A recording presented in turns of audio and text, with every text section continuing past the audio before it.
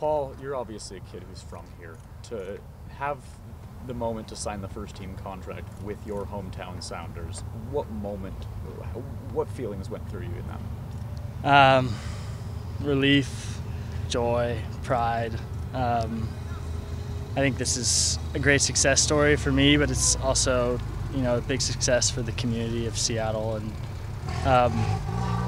it took a lot of people to help me get here, right? And I grew up in the club systems in Seattle, playing for my school teams and CI United and the academy here, and got a lot of people to thank.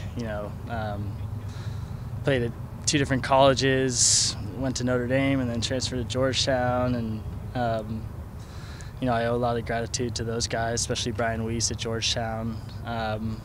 And then obviously the staff at Tacoma coming back home. They were a big reason why I decided to make this leap myself in the first place. Wade's had a lot of faith in me, and I owe a lot to him, and he's taught me a lot. His staff has taught me a lot, and they've really helped me get here too. So it feels like a success for my whole community, and that's what's really exciting. So how do you now channel that into having a successful impact with the first team? What's the mindset right now, being out there as officially a first team member? Yeah, I think I'm just very excited. I'm excited to be playing with more experience and better players every single day, and to play against a higher level of competition. It's going to make me better. I'm really excited for the new challenge, and the fact that the goalposts have shifted again, and there's a new ceiling that's been unlocked. That feels really cool and exciting, and it's a new chapter in this journey that I've been on with a bunch of different people. It's very nice to talk about yourself, but what is it about Paul Rothrock that just is different, that maybe got you to the point where you are right now? I think I've been through quite a lot so far. I think it hasn't made a whole lot of sense until I've been able to look back on it, and the road looking back now makes a lot of sense to me. But my first game as a pro, as a semi-professional, was with Toronto FC2. Came in the 90th minute, broke my hand. I was out for 12 weeks with a hand fracture, and then going to school, getting redshirted at Notre Dame, transferring. I feel like I've been on a lot of different teams, and been on a lot of successful teams. Everywhere I've gone, found a way to win. And I think more than anything, I bring novelty right now. I'm new. I'm fresh. I bring something different to the group. I give the coaches a different look on the field, and I'm excited for the possibilities that brings for the team this year. Positionally, where do you think you're more effective in this particular group? They've talked to me a little bit about that. I think there's still a lot to figure out with that, and developing relationships with the guys. I've been with the group a decent amount, so I do think I'm already fairly comfortable in the group, but likely in one of the pocket positions or on the wing. But I've played everywhere as well. Defiance had me playing wingback and fullback some games. I've playing some games at striker as well. So I think I bring some different options. Yeah. How important is having that time earlier this year with the Sounders to feeling comfortable and ready to make this leap? Yeah, I think it's given me a lot of confidence, and the games that I did have were a lot of fun, and I think that's what's earned me this spot now. But the group's welcomed me really nicely, and asked for their patience as I get to know them better and how they like to play and what kind of passes the different players like receiving and that sort of thing. But I think it gives me a lot more confidence than just coming into the group fresh. I've got a good understanding so far of where I think I can kind of fit in and make a difference here. Your journey to this place right now, being a youth player here in the area, then going off beyond to somewhere away for college, and then finding your way back. It's a little bit like Jackson Reagan in a sense. Have you guys kind of compared notes at all, in terms of those journeys? I mean, obviously the picture was released yesterday of you and him playing at Seattle United. Do you chat with him and just kind of say, like, look at us, look where we are? Yeah. I mean, it is amazing when you think about it. I was talking to a couple of Jackson and I's coaches the last couple of days, and Jackson and I met when we were 8 years old, and then we've been on the same team together for 10 plus years. And then, we went different routes in college, and we had different paths to get here, and now we're back together. And, Jackson was a big reason why I made the leap here as well. I remember sitting down with him at dinner, and he was just talking about what the experience has been like for him, and he gave belief in me too, of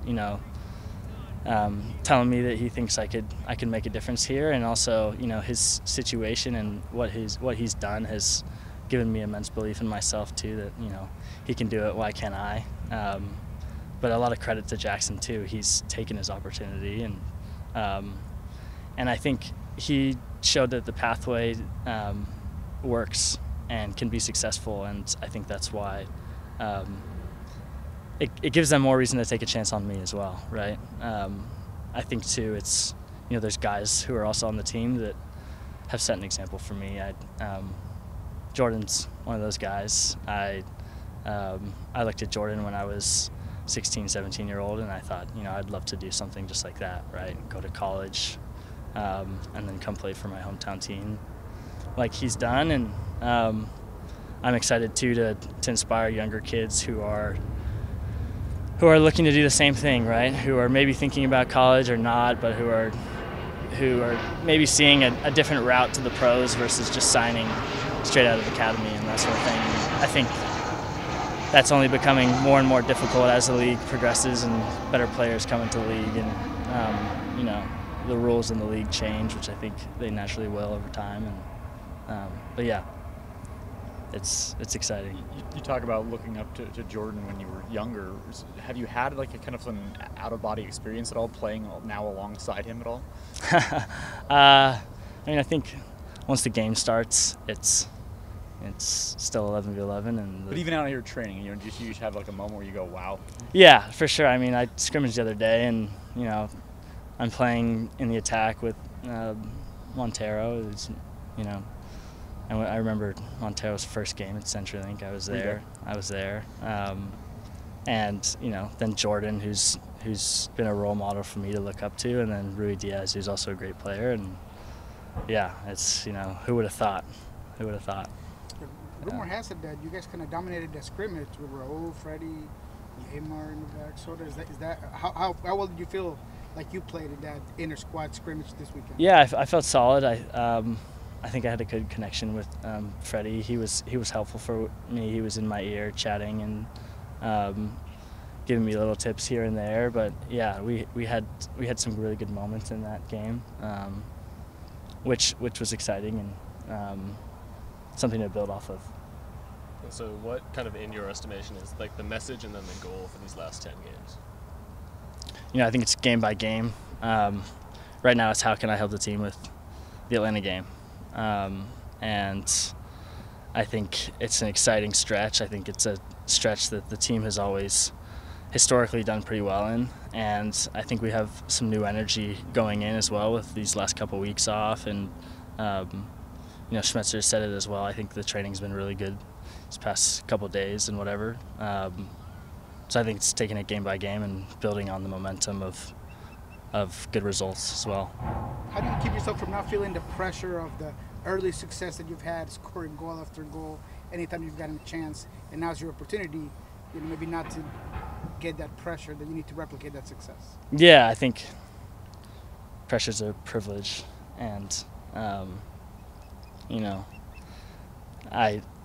over the years I've always seemed to elevate my game when there has been more pressure in those games that have mattered more. I love those games. You feel on your neck a little bit more.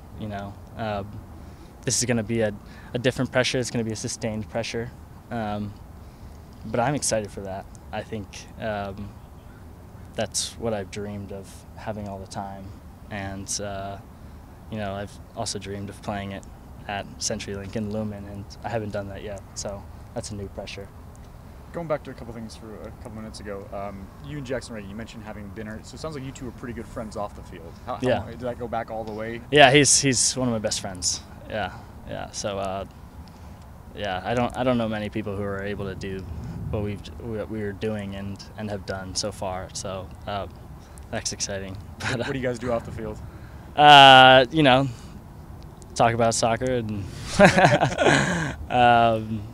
yeah, not a whole lot, honestly. I think when we're off the field, it's chatting about the situation. I think when you do get away from practice, you want very little to do with everything that's going on. You want to clear your mind and whatever, but it's nice to have someone who you still can chat with off the field who understands what you're going through, and I think he really does. We know each other really well, and I remember in the first U.S. Open Cup game, he was right there on the bench with me, and that was really comforting for me, going into that game and knowing that he was right there, and he had just good little tips for me and gave me confidence, and he's continued to do that, so I'm grateful to have him.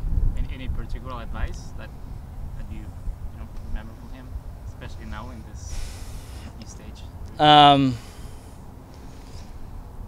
Let me think. He's given me a lot of good advice. I think his the biggest message he's given to me is what he's shown on the field. He's shown that he can do it, and he's an example, right? It's it's like I said earlier. Jackson can, why can't I? And we're very different players, right? We play in different parts of the game, and obviously the size is a pretty big difference as well. But I think that's what makes us good friends as well. There's sort of like a yin-yang to it, Last couple for... On a personal level, who was that first call after you found out that you were signing? And usually when you sign, I don't know, people have maybe a mentality, I'm going to go get a car, I'm going to go do something for first check.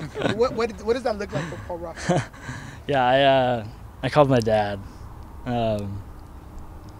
My dad's birthday is this week, and he's been my biggest fan since I was a little kid. And I remember always coming off the field and my dad saying the same thing. I love watching you play, and that's always given me such confidence and such belief in myself. And he's always been pushing me to reach higher ceilings than even I thought I could get to myself sometimes.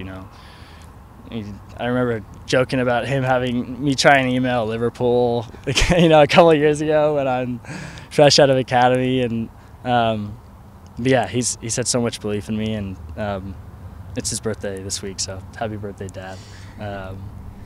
And then it was my family, my mom too.